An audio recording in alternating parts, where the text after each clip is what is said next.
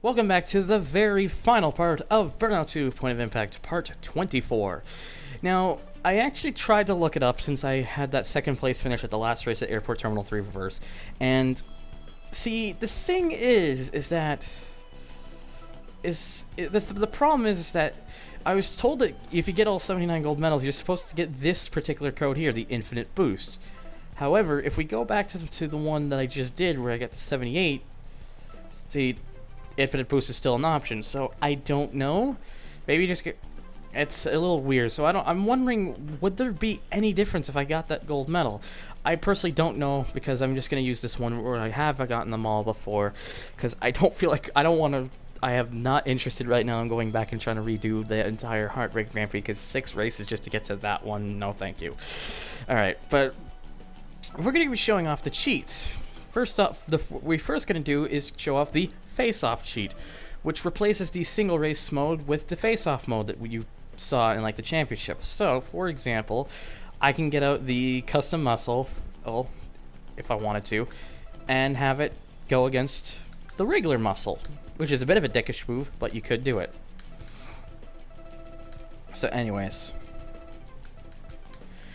and then of course we already have all the tracks unlocked from before, so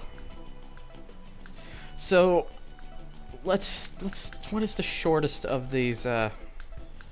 Okay, it's Heartbreak Hills. We'll just do this to show it off, because to show off the face-off mode. I don't want to, and just, I don't want to be sitting here forever, because you get the idea.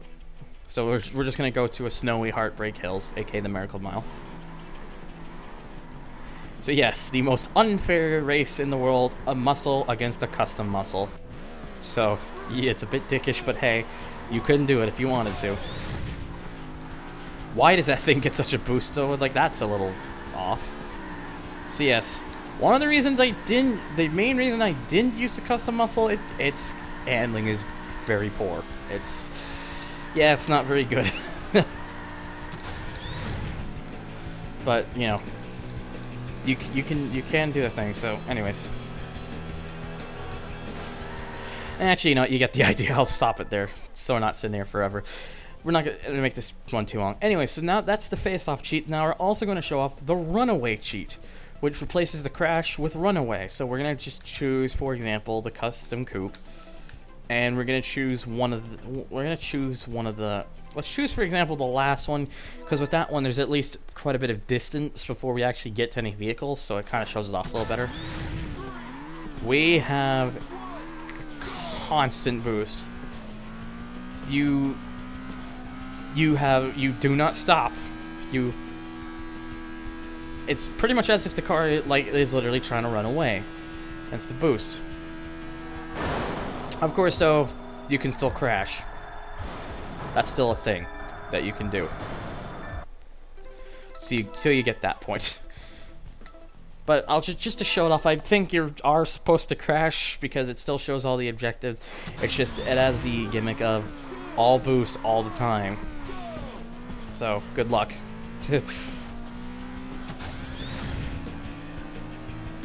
Actually, I don't know. That's a bit. Did it turn off? I'm starting to wonder that. Who knows? See, I failed to crash. See. And yes, unlucky, did not win a medal because I didn't even crash. I don't know. I feel like it turned off there. Yeah, you can also see some of my other old goals I got years ago, which are sitting there. So anyways, next up we have the Invulnerable option. Now, putting this on prevents you from doing these modes, but that's okay because we're not going to worry about that anyways.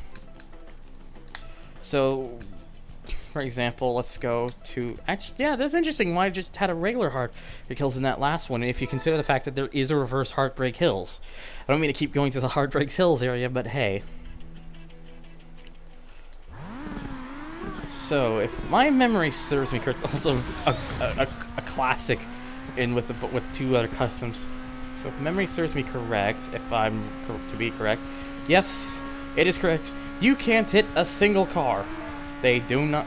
You just bounce off of them as you can go through the entire race, just having a bounce effect and just suddenly getting warped like that.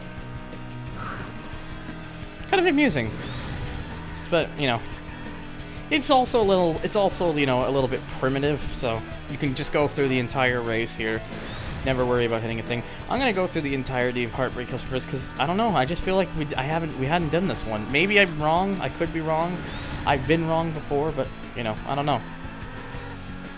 So, no matter how bad you may be, if you manage to have this code, you can just enjoy the game, driving through the tracks, not having to worry about hitting anything.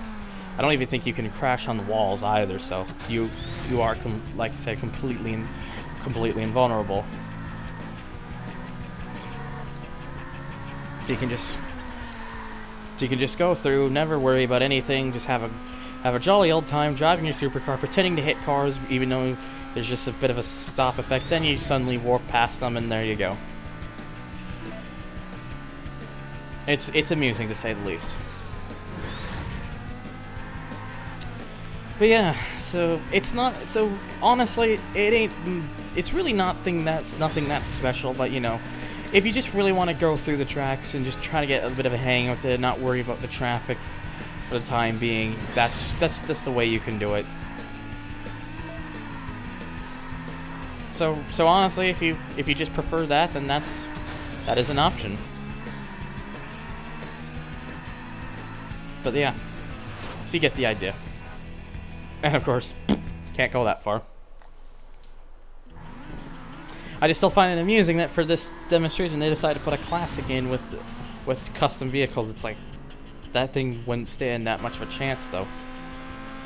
See, there you go. The best sight you're gonna be able to see of that.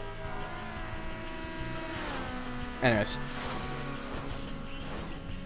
Oh, excuse me. I have a bit of heartburn right now.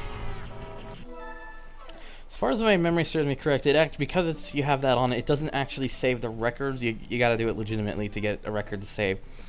So anyways, this is, like I mentioned, this is the one that I'm supposed to get if I have all 79 gold medals, but I only got 78 of the 79 on that save, so this one is basically is self-explanatory. It's infinite boost. So you can just take a vehicle, for example. Let's go to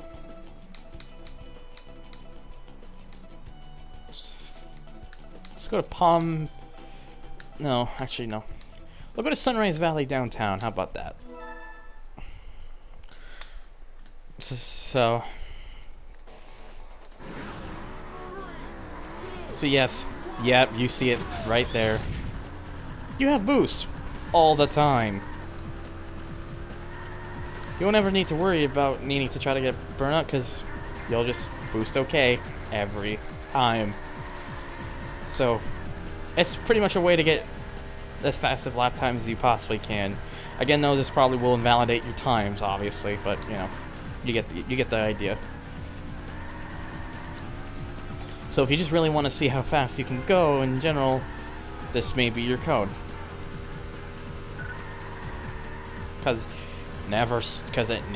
It'll never end as long as you keep pressing the button. You never have to worry about. You can always take the safest lanes too, and still keep boosting. It's possible. Anyways, that leaves us with one more code. That is, of course, for Rerun, which is, I guess, I think as well, pretty self-explanatory in most cases. Crystal Summit Peak. So we'll load that up. We got our cars, but you'll see it soon enough. If you do take a gander to notice.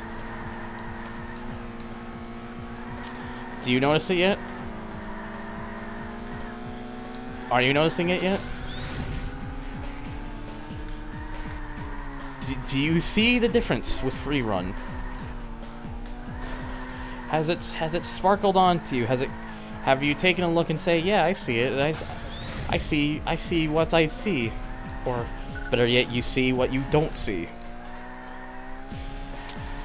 I'll just finish this whole lap, and then I'll basically, if you still don't know, I'll give it away. You probably do notice though, so. But in case you don't. Alright, so Rerun. there's no traffic. All the traffic is removed, so you can have basically full-on races around every track in the game without any single kind of traffic. So, that's Burnout 2 Point of Impact. Overall, I think it's a great improvement over the first Burnout. It did so much more to add to the pure arcade fun of the Burnout game, and it's just a huge blast to play around. And one interesting thing I'll also mention about the Xbox version of Burnout 2, you can actually play the Burnout 1's tracks in this game. So if you prefer those tracks for any particular reason, and I'll just show it off. For example, let's select Oversteer, Single Race, Blue, because why not? And then we'll go to just as an example, Airport Terminal 1 and 2. We'll let it load, and Burnout 1 music. You can so that's basically another thing about Burnout 2 and the Xbox version, is you have the chance to listen to the Xbox tracks. To the Burnout 1 tracks, sorry. If you prefer those for any particular reason. Anyways, so like I said, this is just a great improvement over the first Burnout, and I generally enjoy it a lot. It's one of my more favorite games in the series.